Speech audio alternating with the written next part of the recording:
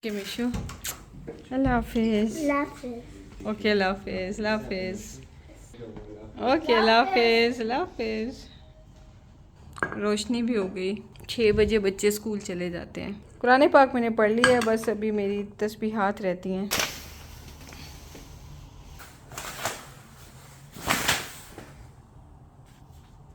Bed पे बैठे बैठे ना वो सारा सी नज़र आ रहा होता है। कैमरा में ऑब्वियसली उतना क्लियर नहीं नज़र आ रहा कि मैं क्या बताना चाह रही हूँ, बट वहाँ बेड पे पिलो पीछे टेक लगा के बैठे ना तो नज़र आ रहा होता है सी। इतना मज़ा आ रहा होता है ना देख के। अगर हमने अपना बेड यहाँ रखा होता ना, जो कि आइडियल जगह यही थी, पर हमें एक्स्ट्रा कबर्ड भी रखनी थी स्टोरेज वगैरह के लिए, और एक्स्ट्रा कपड़े भी होते हैं मेरे बहुत, तो हमें कबर्ड और चाहिए ही चाहिए थी। तो इस कबर्ड के अलावा ये जो के अलावा भी ये कबर्ड हमने रखी है, वरना ये जगह थी बेड के लिए। तो वहाँ पे पिलोज होते और ऐसे को बेड पड़ा होता ना, तो फिर यहाँ से डायरेक्ट नज़र ही सारा वो आता है सी वाला एरिया, तो बड़ा प्यारा व्यू आए।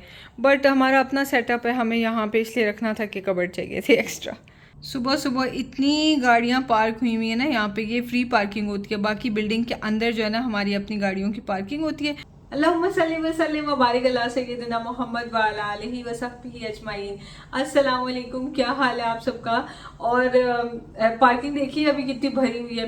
ये पता है ये फ्री पार्किंग होती है और लोग यहाँ पे अक्सर खड़े करते हैं। 3 साल में मैंने 3 शिफ्टिंग्स की हैं और तीनों बिल्डिंग्स में मैंने ऐसे ही देखा है कि पहले ग्राउंड फ्लोर होता है नॉर्मल, ठीक है, उसके ऊपर भी 5 पार्किंग के फ्लोर होते हैं, P1, P2, P3, P4 and P5, और उसके बाद से प्रॉपर फ्लोर नंबर 1 शुरू होता है रहने के लिए, मतलब उसमें अपार्टमेंट्स बने होते हैं। तो हमारी इस बिल्डिंग में क्या है कि पहले ग्राउंड फ्लोर हो गया एक, उसके ऊपर 5 बिल्डिंग के फ्लोर्स हो गए, पार्किंग के फ्लोर्स हो गए, 6 फ्लोर हो गए टोटल। उसके ऊपर एक और HC फ्लोर है जिसके ऊपर स्विमिंग पूल है और जिम वगैरह है, तो यानी 7 फ्लोर हो गए। उसके बाद से फ्लोर नंबर स्टार्ट होता है 1। तो जो फ्लोर नंबर 1 पे भी रहते हैं, आप ये सोचें कि असल में वो 7 फ्लोर्स पे रहते हैं, और अगर लिफ्ट खराब हो जाए तो ऊपर नीचे आना जाना सोचें कितना मुश्किल हो जाए। लेकिन यहाँ पे इस तरह के सिस्टम्स होते हैं कि लिफ्ट खराब, मतलब मैंने 3 साल में एक बार भी नहीं देखी कि लिफ्ट जो है ना वो खराब हो गई। हालांकि हमारी पिछली जो बिल्डिंग थी ना वो थी आई थिंक 12-13 ईयर्स पुरानी थी, और बस मेंटेन अच्छी की होती है, ज़्यादा गवर्नमेंट के रूल्स इतने स्ट्रिक्ट हैं।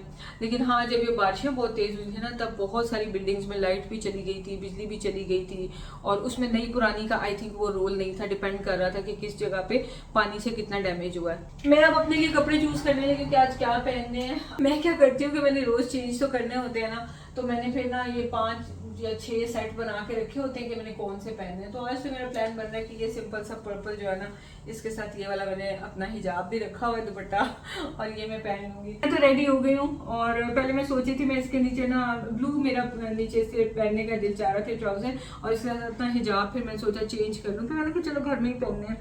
आप इसे बहुत से लोग कहते हैं कि मेरे जो है ड्रेसिंग आपको अच्छी लग रही होती है, मैंने कहाँ से ली होती है, और ये मैंने ली होती है मैक्स से, रेड टैग से, कोई हाई एंड ब्रांड्स नहीं है, ठीक है। मैक्स है, रेड टैग कह लें, सेंटर पॉइंट से कुछ अच्छा लग जाए वो ले जाती हूँ, कॉटन ऑन, स्टडी वेरियस, इस तरह की जगहों से, मतलब मॉल गए जो चीज़ अच्छी लगी ले ली, ज़्यादातर वही होता है, रेड टैग, मैक्स वगैरह। तो जब कोई स्पेशल ओकेजन हो तो उसके लिए कोई हाई एंड ब्रांड देख लेती हूँ, अदरवाइज जो है रीजनेबल लेती हूँ। और कुछ लोग ऐसे भी हैं जो कहते हैं तोबा क्या ड्रेसिंग की होती है तुमने, अजीब लग रही होती है, वो फिर उन्हें बाद में बदतमीजी करनी होती है। तो खैर मुझे मतलब यूट्यूब पे आके ना इंसान बहुत कुछ सोचने का मौका मिलता है। मैं सोचती हूँ कि जो लोग मुझसे पूछ रहे होते हैं कि आपकी ड्रेसिंग अच्छी लग रही है, पहली बात तो ये कि ज़ाहिर है वो भी हिजाब वगैरह करते हैं और उनको इस तरह से अच्छा लगता है कि खुले खुले भी पहने हुए, लेकिन चलो थोड़ा सा अपना फैशन का शौक भी पूरा कर लिया। हालांकि इसमें कोई फैशन की सेंस नहीं होती है, लेकिन इसमें चलो आप अच्छा सा कुछ पहन लो, अच्छे से तैयार हो जाओ। फैशन तो पहले बंदा करता होता था, जब मैं वो नहीं हिजाब नहीं करती तब बड़ा कुछ था, पर स्लीवलेस पहनने और मतलब मैं उन चीज़ों को फैशन समझती, जितनी स्किन बेयर स्किन एक्सपोज हो वो फैशन है और वो सारा। तो अल्हम्दुलिल्लाह उससे मैं निकल चुकी हूँ, अरसा हो गया। तो अब आके ना वो नहीं दिल करता कि फैशन इस तरह का किया जाए कि लोग मुड़ मुड़ के देखें, सब देखते रहे जब कौन आ गई क्या हो गया। अब ये होता है कि बस अपने आप को अच्छा लगे और बस ठीक है थोड़े तैयार श्यार हुआ हूँ तो। लेकिन जो लोग पूछ रहे होते हैं उनको पता है कि ये क्या इसने पहना हुआ है, या वो इसी कंट्री में रहते हैं उन्हें पता है कि यहाँ पे क्या चीज़ ट्रेंड में है हिजाबीज के लिए। और जो लोग ये कह रहे थे क्या बनी हुई हो तुम, अजीब लगती हो, तुम्हारे कपड़े अजीब लगते हैं, तो मुझे ये लगता है कि उनका ना लिमिटेड सी एक दुनिया है जिसमें वो रहते हैं, और जाहिर है इंटरनेट को भी यूज़ करके नहीं देखते कि बाकी डिफरेंट कंट्रीज़ में क्या चल रहा है क्या नहीं चल रहा। तो उनको अपने हल्के में, अपने सर्कल में जो चीज़ें नज़र आती हैं उसके अलावा कुछ भी हो तो वो उनको ऑड लगता है ना। तो यहाँ की मैं आपको ना इंटरेस्टिंग बात बताती हूँ, यहाँ पे एक इतना अजीब सा फैशन आया कि आप सुन के अस्तगफुरुल्लाह तो ज़रूर कहेंगे। अच्छा, यूएई जो है ना ये इतना वर्सेटाइल है इस सेंस में कि यहाँ दुनिया के हर कंट्री के लोग रहते हैं और हम लोगों को ना सबकी आदत है। मतलब यहाँ पे वो नॉन मुस्लिम्स भी रहते हैं जिनकी क्या ड्रेसिंग है वो आप जानते हैं, तो यहाँ पे मुस्लिम्स भी रहते हैं, वो वाले के जो बुर्का पहन के यानी हिजाब वो अबाया पहन के नकाब भी करते हैं। तो वो सारे वहाँ से वहाँ तक एक्सट्रीम यहाँ पे है। यहाँ पे बार्स एंड पब्स भी हैं, यहाँ पे मसाजिद भी हैं, तो हर एक के लिए यहाँ पे पूरी आज़ादी है कि जैसे जीना जियो। लेकिन सबसे अच्छी बात यह है कि चाहे कोई नॉन मुस्लिम है उसने क्या पहना हुआ है, तो चाहे कोई मुस्लिम है और इसने हिजाब किया हुआ है, किसी की जरूरत नहीं होती कि घूर के किसी को देखे। क्या बात है इस कंट्री की, मतलब मैं इसकी बहुत बड़ी फैन हूँ और बहुत मुझे यहाँ पे ना मतलब अच्छा लगता है। और हमारी तो वैसे भी एज ऐसी हो गई ना कि हमें को घूर घूर के ऐसे ऐसे नहीं देखेगा वो क्या क्या। यहाँ पे जो यंग यंग लड़कियाँ होती हैं ना, या इवन फिलिपिनोज, उन्होंने शॉर्ट्स पहनी होती हैं या निकर्स पहनी होती हैं, तो रात को अकेली चलती हुई जा रही होती है 1-1, 2-2 बजे, मजाल है कि कोई मुड़ के उनको देखे। इतना सेफ है ये कंट्री और दुनिया का सेफेस्ट कंट्री है। अब पिछले साल तक तो मुझे ये पता था, इस साल की मुझे कैटेगराइजेशन नहीं पता। अच्छा खैर, यहाँ पे ना जो फैशन आया मैं इतनी हैरान होती हूँ। नॉर्मली यहाँ पे फैशन की कैटेगरी, हिजाबीज़ की मैं सिर्फ बात करूँगी। हिजाबीज़ यहाँ से स्टार्ट होते हैं कि जो बेस्ट हैं, कि जिन्होंने अपना जो है ना वो अबाया भी पहना होता है, जिन्होंने नकाब भी किया होता है और मतलब वो मॉल में आए होते हैं, एक टाइप वो है। फिर उसके बाद सेकंड नंबर पे टाइप वो है जिन्होंने अबाया पहना होता है और जिन्होंने जो है ना वो लेकिन नकाब नहीं किया होता है, हिजाब किया होता है अच्छे से, बिल्कुल डिसेंट, सब समझ में आता है। एक वो टाइप होती है।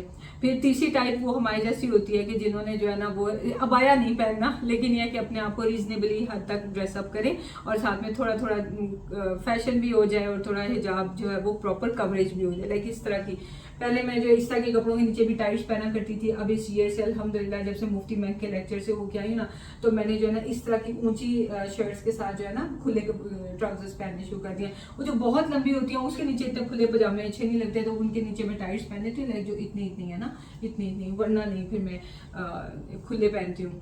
तो अच्छा, और हमारे बाद एक कैटेगरी वो होती है हिजाबीज़ की कि जिन्होंने ना इसी तरह खुले खुले से कपड़े पहने होते हैं, लेकिन ना सर पे यूं यूं यूं यूं हिजाब लपेट के, दुपट्टा आगे से कोई कवरेज नहीं, और वो मतलब शर्ट्स थोड़ी ज़रा टाइट सी होती हैं। एक वो कैटेगरी होती है। एक वो कैटेगरी होती है, और ये हो सकता है हमसे बेहतर ही हूँ, अल्लाह ताला जानते हैं, लेकिन मैं सिर्फ ड्रेसिंग की कैटेगरी बता रही हूँ। एक कैटेगरी हिजाबीज़ की वो होती है कि जिनके जो है ना वैसे मेरे जितनी खुली शर्ट ही होगी, ठीक है, लेकिन वो इतने इतने जो टॉप्स होते हैं ना, इतने इतने टॉप्स होंगे, ठीक है, लिटरली यहाँ तक टॉप्स होंगे, और साथ में नीचे जो है ना वो खुला से इस तरह से पैंट्स टाइप पहनी होगी, और या फिर ट्राउजर्स खुले पहने होंगे और ऊपर दुपट्टा लिया होगा। एक वो कैटेगरी है। तो यहाँ पे उनको भी कोई नहीं घूरता, क्योंकि ज्यादातर अरब्स ऐसे ही हिजाब करती है कि यूं इतने इतने से टॉप्स होते हैं, और उनका आम घर में ना मतलब यानी ड्रेसिंग ही ये है, तो उनको नहीं लगता कि हम कुछ ऑड करें, अपनी तरफ से उन्होंने बेस्ट किया होता है। और लेकिन ना ये सब कैटेगरीज हैं, ठीक है, तो मैं कहीं पे समवेयर इन द मिडल में अपने आप को कैटेगराइज करती हूँ। तो लेकिन ना एक कैटेगरी और आ गई है, अल्लाह माफ करे, अस्तगफिरुल्लाह, वो इतनी अजीब लगती है ना। वो क्या है कि लॉन्ग फ्रॉक्स, ठीक है, लॉन्ग फ्रॉक पहनी हुई है और ना यहाँ तक है सिर्फ वो फ्रॉक, और उसके नीचे कोई ट्राउजर नहीं है। उसके नीचे आधी आधी आपकी जो है शिन्स जनाब एक्सपोज हो रही होती हैं, और ऊपर आपने किया हुआ है हिजाब और बड़े अच्छे से किया हुआ, और लॉन्ग फ्रॉक पहनी हुई है, और नीचे जनाब आधी टांगे नजर आ रही हैं। ये हिजाब का नया ट्रेंड आया है। मैं आपको दिखाती हूँ, एग्जांपल देती हूँ। जैसे चलिए मैंने निकाल लेते हैं।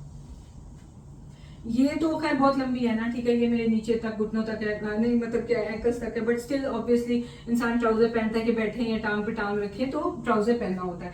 अच्छा, लेकिन फर्ज करें इसको आप ना यहाँ तक कर लें, ये फ्रॉक यहाँ तक है और नीचे कुछ भी ना पहना हो, जैसे पाकिस्तान में कैप्रीज वगैरह नहीं होते, उस तरह से ये ऐसे चलती हुई आ रही होती है और नीचे हील्स पहन के ऐसे टांगे और लंबी हो रही होती हैं, और जनाब नीचे कुछ नहीं पहना होता। पहले मैं समझी कि ट्रांसपेरेंसी या स्किन कलर की सॉक्स पहनी होती है, हालांकि वो भी ऑड है, उससे बेहतर है कि मतलब थोड़ा लंबा पहन ले तो क्योंकि स्किन कलर भी एकदम देख के ऐसे ही लगेगा ना कि कुछ नहीं पहना हुआ नीचे। तो लेकिन क्या कहते हैं कि उन्होंने पहना ही कुछ नहीं होता, लिटरली, और लंबी लंबी हील्स पहनी होती हैं।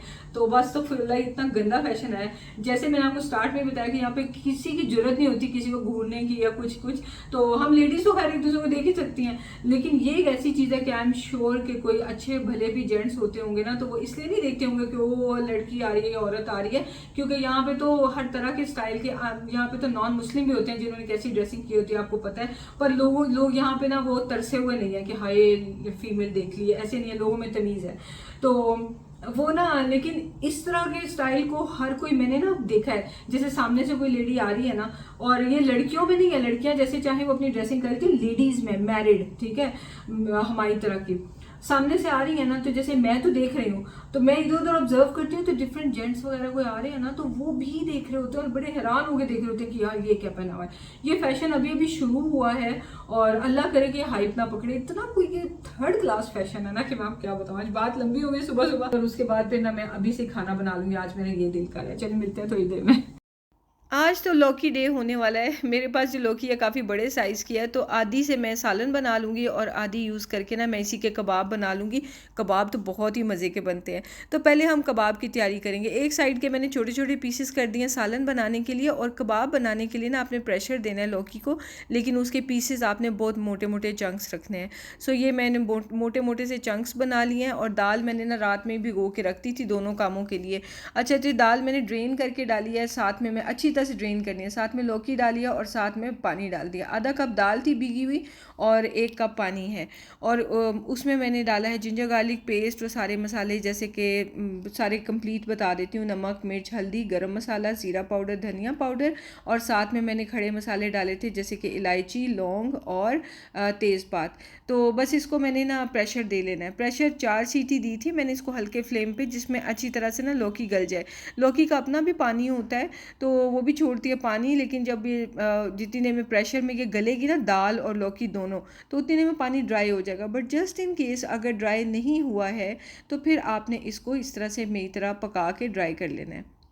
साथ साथ में मैंने इसको मैश भी कर लिया था अच्छे से, क्योंकि गरम गरम हो तब अच्छे मैश हो जाती है ना। चने की दाल का आपको पता है ठंडी हो जाए तो उस तरह मैश नहीं होती। अच्छा, उतनी देर में मैंने लौकी की सब्ज़ी की तैयारी शुरू कर दी। ऑयल डाला और ज़ीरा, जिंजर गार्लिक और प्याज। तो हमने वेट करना है कि प्याज थोड़ा सा ब्राउन हो जाए। उतनी देर में वापस आ गई मैं फटाफट ना ये कबाब तैयार करने के लिए। तो लौकी को जो टेक्स्चर देंगे ना और जो वॉल्यूम देंगे वो होगी ब्रेड। तो वैसे आप ब्रेड क्रम्स भी डाल सकते हैं, पर मेरे पास ब्रेड फ्रेश पड़ी हुई थी, मैंने सोचा इसको डालते हैं। तो मैंने 3 ब्रेड के स्लाइसेस लिए हैं। आप 3 से 4 5 जितना भी आपको डिपेंड करता है कि मॉइस्चर कितना रह गया मसाले में ना, तो वो आप डाल सकते हैं। अच्छा, उसके साथ मैंने इसमें धनिया भी डाला है, और आप मिर्चें भी जो है ना बारीक पीस के डाल सकते हैं या काट के, तो वो मैंने नहीं डाली ताकि मिशी खा ले। इसको भी मैं 10-15 मिनट पड़ा रहने दूँगी ताकि ब्रेड जो है ना वो एब्जॉर्ब कर ले मॉइस्चर को। तो उतनी देर में आई मैं यहाँ पे, और इसमें मैंने डाल दिया है टमाटर। इस दफ़ा तो बड़े रेड टमाटर आए हैं और नमक, मिर्च और हल्दी डाल के ना, तो मैंने बस टमाटर थोड़े से गला लेने हैं, और फिर उसके बाद हम इसमें बाकी के दाल शाल सब कुछ डाल के तो प्रेशर दे लेंगे। मतलब ये भी ईजी सी तरीके से ही मैं बनाती हूँ, कोई इसमें कॉम्प्लिकेटेड तो है नहीं, सब्ज़ी है जस्ट, लेकिन बनती बड़े मज़े की है। तो इसमें मैंने अब डाल दिया लौकी और साथ में दाल, और इसमें मैंने 2 कप पानी डाल दिया। ये 1 कप दाल थी ना। बस ये लौकी दाल ऑलमोस्ट तैयार हो गई है। इसको हमने प्रेशर दे लेना है जब तक कि दाल गल जाए, और बस उतनी देर में फिर काम ख़त्म है हमारा। तो ये सुबह सुबह की यही बरकतें होती हैं वैसे, कि जल्दी काम हो जाता है। ये देखिए इतना सॉफ्ट और इतना मज़े का है ना ये। और अगर आपको लगे कि इतना सॉफ्ट है कि आपसे इसका कबाब नहीं शेप हो रहा, तो आप और ब्रेड डाल सकते हैं। आप ये बना के देखना, ये इतने मज़े के होते हैं ना, और पता ही नहीं चलता बच्चों को तो ख़ास तौर पे कि इसमें लौकी डली हुई है। मैं तो इतने अरसे के बाद, ईयर्स कह लें कि ईयर्स के बाद लौकी लेके आई हूँ। सब्ज़ी मार्केट गई थी तो वहाँ पे इतनी अच्छी लौकी मिल रही थी तो मैं ले आई हूँ। तो ये कबाब जो है ना, आपको लौकी अगर नहीं है तो कद्दू से, टींडे से भी आप ये कबाब बना सकते हैं। और जब ये बन के तैयार होंगे ना, तो बच्चों को यकीन नहीं आएगा इसमें सिर्फ दाल है और सब्ज़ी है। तो सब्ज़ी का फ्लेवर जो है ना दाल ओवरकम कर लेती है। तो ऐसे लगता है, तिहामी का आगे रिव्यूज़ देखना ना, वो बोल रहा था ऐसे लगता है मामा जैसे आलू के कबाब हैं। तो मैंने काफ़ी ईयर से बाद ये सब्ज़ी बनाई है, मुझे अच्छा भी लगा कि बच्चों ने बड़े शौक से खा ली है। तो मिशी भी बहुत शौक से खा गया था। तो चलें, गुड है किसी बहाने नई चीज़ तो गई, और नई चीज़ बनाने की भी एक अपनी अलग ही खुशी होती है। खैर ये विसल्स मैंने ख़त्म हो गई थी, इसकी प्रेशर रिलीज़ हो गया था, तो मैंने इसको खोला है और इसमें थोड़ा सा पानी अभी है, तो मैं इसको इसी तरह ही रखती हूँ क्योंकि दाल ठंडे होने पे थोड़ी सी और थिक हो जाती है, और मुझे जो है ना ये सब्ज़ी इसी तरह ही पसंद है, हम लोग ऐसे ही शौक से खा लेंगे। तो मैंने इसमें डाली है हरी मिर्च और जीरा पाउडर, धनिया पाउडर, गरम मसाला, और साथ में फ्रेश धनिया और फ्रेश मिर्चें, और बस ये तैयार हो गया ज़बरदस्त किस्म का। 8:15 हो गए हैं और मैंने ना ये कबाब भी बना लिए हैं और दाल कद्दू भी बना ली है। अब ना मैं इनको कवर करके रखने लगी हूँ क्योंकि मैंने अभी नहीं बनाने सुबह सुबह। और शहजाद तो ऑफिस चले गए हैं, वो लंच नहीं लेके गए हैं, वो ऑफिस ही करेंगे। और क्योंकि उस वक्त तक रेडी ही नहीं था, पिछला वाला था, मैंने ना कल बनाया था आलू अंडा तो आलू अंडा जो है वो इतना नहीं था कि वो प्रॉपर मील के लिए ले जाना, तो चले वो बाहर से ले लेंगे खाना। तो खैर मैं इसको डाल दूंगी अब और बस मेरा काम हो जाएगा डन।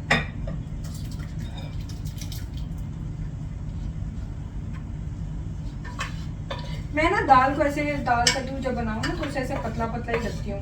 कई लोग जो है ना वो काफ़ी बनाते हैं यानी कि थिक सी, तो मुझे पर्सनली अगर मेरे ऊपर चॉइस हो ना तो मुझे उस तरह नहीं पसंद है, तो इसलिए मैं इसको ना थोड़ा सा ढीला रखती हूँ।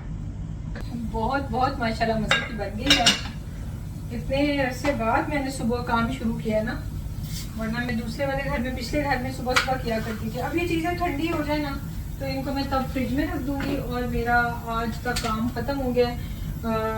इसके साथ मैंने बनानी है रोटी, तो वो आटा अब मेरा दिल नहीं जा रहा। अब इतने अरसे बाद सुबह काम शुरू किया ना, मेरे में बिल्कुल यकीन करें स्टेमिना नहीं है। खैर ये तो ठंडे हो गए, इनको मैं फ्रिज में रख देती हूँ।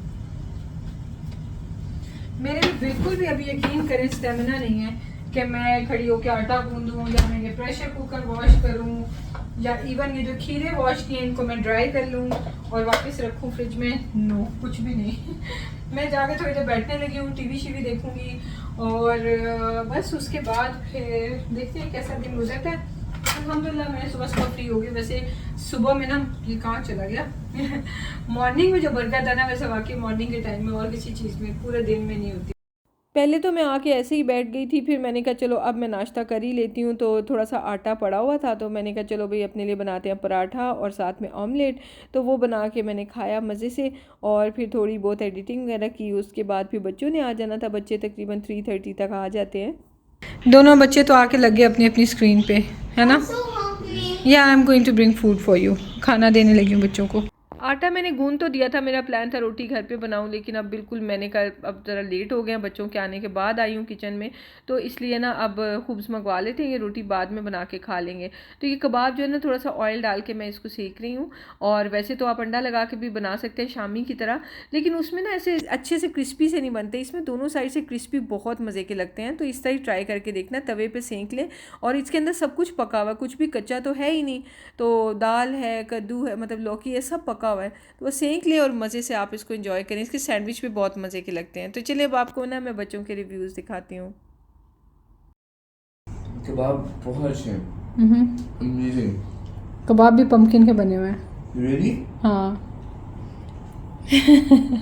मुझे फील नहीं हो रहा, आई कैंट बिलीव इट। मुझे वाकई में लगा एक कबाब चिकन का है, बना हुआ है, आलू का है। आलू है ही नहीं इसमें वाह यार, चलो enjoy guys. Thank you mama. Welcome. मेरे पास तो कैरी की जो चटनी है वो भी पड़ी हुई है, तो मैंने साथ में कैरी की चटनी रखी और ये कबाब तरह तरह के एंगल लेके इसका फ़ोटो शूट किया मैंने अपनी पिक्चर निकालने के लिए इसके। और ये देखें कितने नरम अंदर से बनते हैं और ऊपर एक क्रिस्पी लेयर होती है, ये देखें बहुत मज़े के होते हैं और इतने क्रीमी से कबाब होते हैं। नो वंडर हामी ने कहा है कि ये पोटैटो के कबाब लग रहे हैं। तो आप इनको ज़रूर बनाना, ज़रूर ट्राई करना और मुझे बताना कैसे लगे हैं, क्योंकि आम जो घर में सब्जियां होती हैं उसको थोड़ा सा डिफरेंट टेक्सचर या शेप या लुक दे लेना तो फिर बड़ा मज़ा आ जाता है। जस्ट आपने इसे प्रेशर देना है, जैसे दाल कद्दू बनाते हैं उसी तरह प्रेशर दे के तो आप इससे कबाब बना के रख लेंगे। गेस्ट वगैरह को भी आप सर्व कर सकते हैं, बहुत मज़ेदार लगते हैं। तो मिशी भी बड़े मज़े से अपनी जो है वो उंगलियाँ चाट रहा था, खाना है तो उसको इतना मज़े का लग लग रहा था। तो इसके साथ ही वीडियो एंड कर देते हैं। शाम में मैं फिर किचन में घुस गई, बाज नहीं मैं आती। मैंने बनाने थे मफ़िन्स कैरेट के और पाइनएप्पल के ना। तो चले मिलते हैं नेक्स्ट वीडियो में। टेक केयर, अल्लाह हाफिज़।